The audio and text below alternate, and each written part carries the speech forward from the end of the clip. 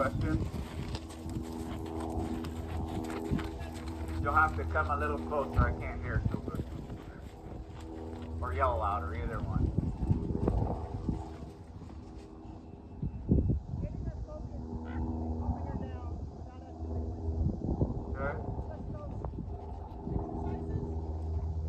Those exercises, and then you got to get better at it. Confidence is knowing that you're prepared for the unthinkable. It's pretty hard to be prepared for the unthinkable when you're just trying to learn it.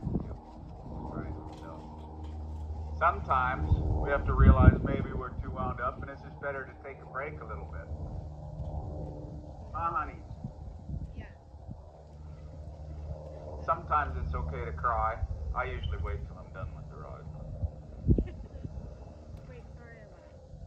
So, No, it's okay. when she's that wound up, I try to work her in the round pen, but in a safer area in case she does wait for me.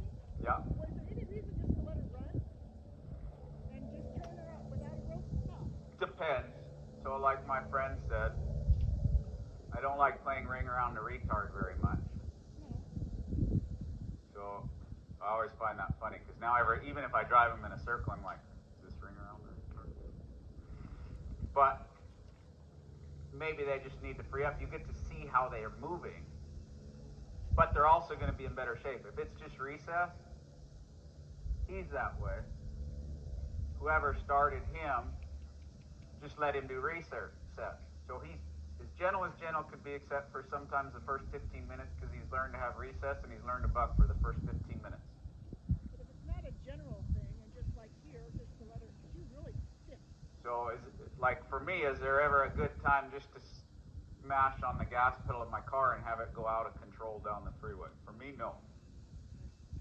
I want to have some control of the feet. But there are times I do want to turn the horse out because it's like, if I just jumped on you, what would you look like? So it's going to give me some answers. But kind of running them around, the old adage of that just kind of gets them tired. But And then they get in better shape. Even if you're turning them back and forth, she seems to, like you're working her feet, she still seems to rev on it. Yeah, but you're not quite getting her hooked on then. So you're just running her back and forth. I want to hook them on, get them to track me a little bit. It's the same thing in there that I do. I'd drive them around, I'd step into the hind. I'd want the hind to step in and face me. If not, I'd rope them. So I'd teach them that maybe.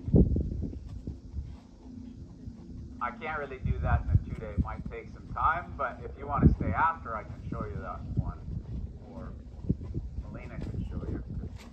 You don't have to do it now, but if she wants to see it, you can talk to Melina on the side. She'll show you kind of driving them and hooking them along. But like when you walked up there wasn't much control, so I'm very distinct. I don't talk about it every time, but she waits here, and if she doesn't wait here, I'm going to do something about it until I'm ready to bring her. Now I'm ready. And if I have her wait there, she should wait there till I'm ready. And I should be able to walk and have her not crowd me. Now, if she kept coming up before I got run over, I might crowd her a little, but that's turning a crowding issue into a stopping and backing. So even when I'm leading my horse, I'm trying to be aware of where those feet are. And I might want to be like an old man someday, or a little kid leads my horse, and she doesn't need to crowd up on me. So she got to wait till I lead her. So I teach her that.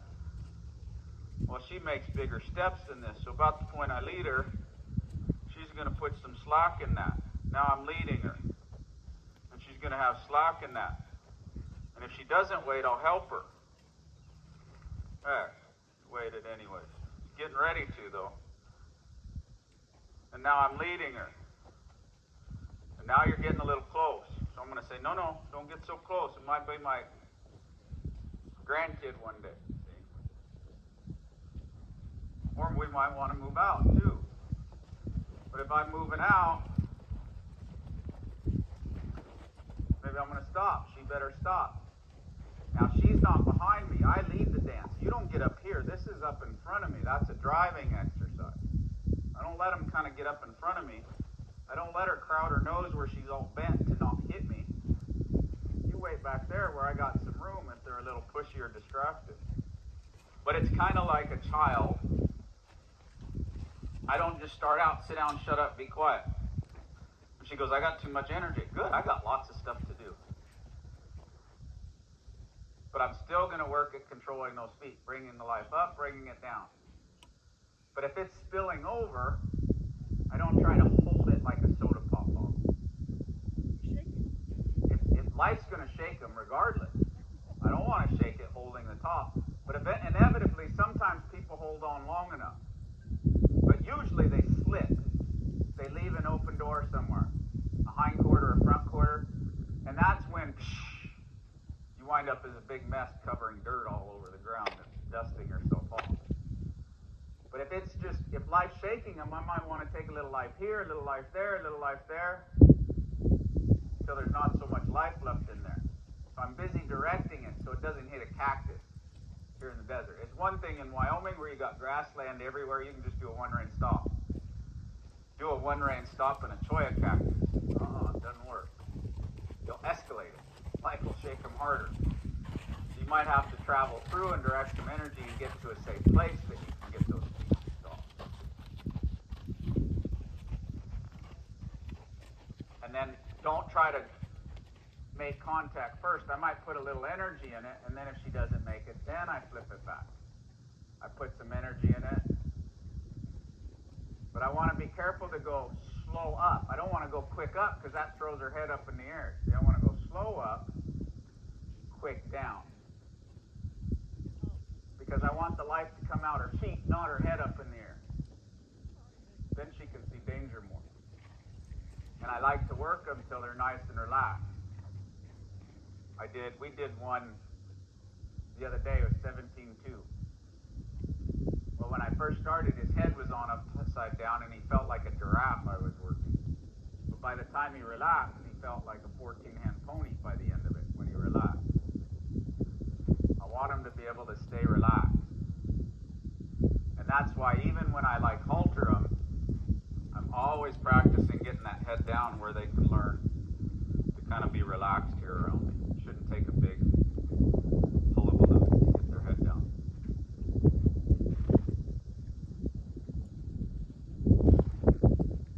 Any other questions, Dana?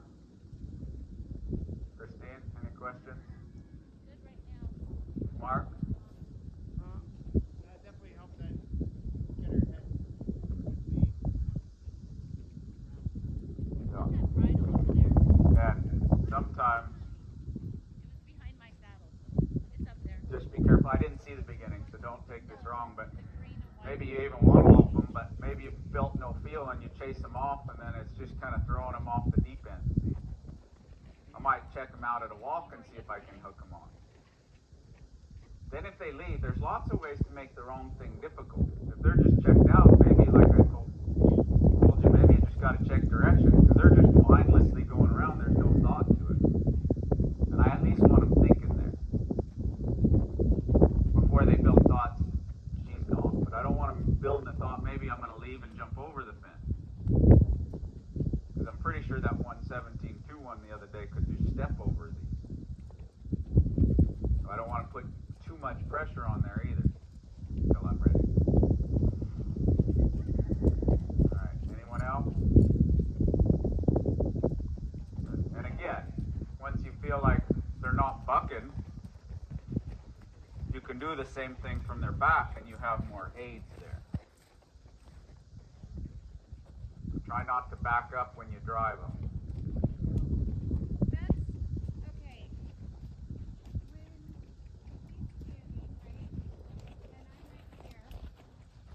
Quit letting him come forward. There. No, you're pulling him forward still. Right. You got to go parallel to the horse to get behind the shoulder. I can't go forward and get behind the shoulder. If I keep going this way and I keep going forward, I'm never going to get behind the shoulder. So when I go right, I'm going right here. Yeah, but he started energy. Then you should have just pushed the energy. What do you mean? He started energy here, so push that energy. He already had energy. You didn't need to bring up energy because he already had it. You just need to direct the energy you have and show it where to go. Push. Like this? Yeah, but more push. You didn't do enough push. And he got forward. those are your feet. Try to remember you're pushing that foot backwards. So if he starts forward, you've got to push harder. Okay.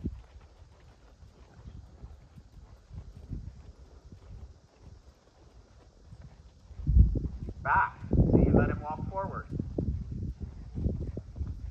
Watch. Okay. If he starts energy, you got to take that energy. And if he starts forward, right there, you got to get back. Back is that way, not this way. Back is that way. So he brings up energy, I push that back right there.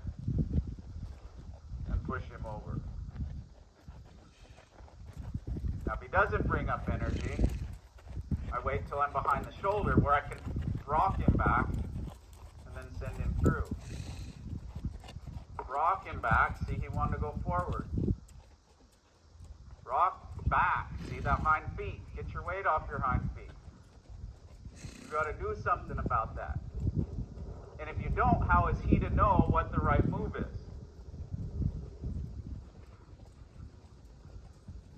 When your car, and you stop it and it starts to roll in the intersection, you got to stop it. But if you're in the middle of the intersection, you got to go backward. Not just stop in the middle of the intersection. It doesn't work so good. And I know I say this matter of fact because that's how I learned it. It's like, oh yeah, huh. Imagine that. That makes sense to me, so I try to find those things. That when I was struggling with it, it was like, oh, I see. So, is it kind of like, so when I let him stop this close to me, am I going up from knowing to give me my space? Yes. Okay. Because you should be controlling the life and the body through the legs through speed. When can I ride my horse and not think? Anytime you put the quarter in the machine at the Walmart, that's when you can ride a horse. Other than that, it's a living, breathing, thinking creature, Yeah. so it's always learning. Okay. Now, is it wrong that she walked there? Technically, yes. Why? Because we're holding the lead rope and there was slack in the rope and we didn't fight her. But if I didn't care, why is it wrong? I don't know. It's only wrong if I make it wrong. But if I always ignore that, if I go, oh, she's always walking, it wasn't wrong because I asked her to do it. But if I go, oh, she's always creeping up there, okay, I'm not going to let her creep up there. Now it's wrong because if I can do something about it, but I'm ready. Now I can wait there. Now I They can can come. come up and creep up on you. And But they know you're standing there and it's not an exercise. So I'm going to once bring you them in are- here. You're never just going to walk up on me. I've been bit, I've been kicked, I'm not going to be tossed around, I'm the leader. I'm not a doormat. Okay. I'm not a cranky, mean old man. But I don't like horses up in my space. Now you can be here, I have no problem cuddling with you. Right. But if you don't like it, I'm not going to push my way in there. I go to the edge and trouble and away. Well, it's kind of like what you said. If they're coming up in your space. But if she starts rubbing on me and pushing me around, I'm going to rub her harder than maybe she wants to, and she's going to yield. I don't yield from horses. Short of dying. Little asterisk at the page. How do you keep from getting kicked? Stay that far away from the end of the feet. Works every time.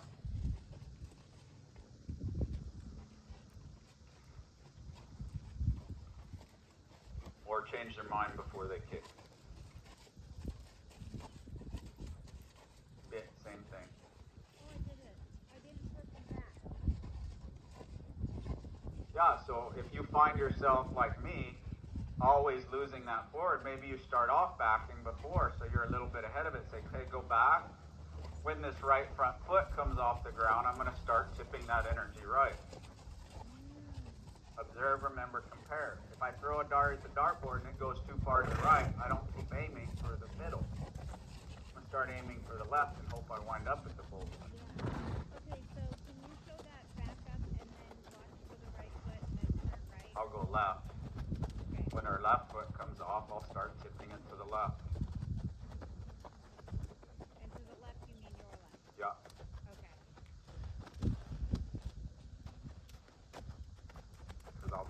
circle now from there.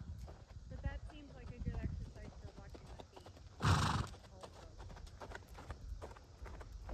In order for her to do a left circle, she's got to start out to her right so she presents her left side to me.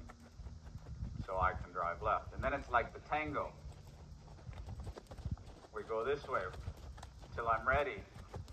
Then I change hands, put the butt where the head was, bring the front back around. We keep dancing. Then I travel some country around the middle. In the beginning, most clinicians start out in the middle because there's nothing influencing my horse out here. I don't want to go so close to trouble that they get worried. See, I got bucked off. I'll make sure she doesn't buck me off when I get bucked off. I'll let my shafts ride her. Wasn't intentional, but glad it happened. But if I want to go that way, we tangle that way.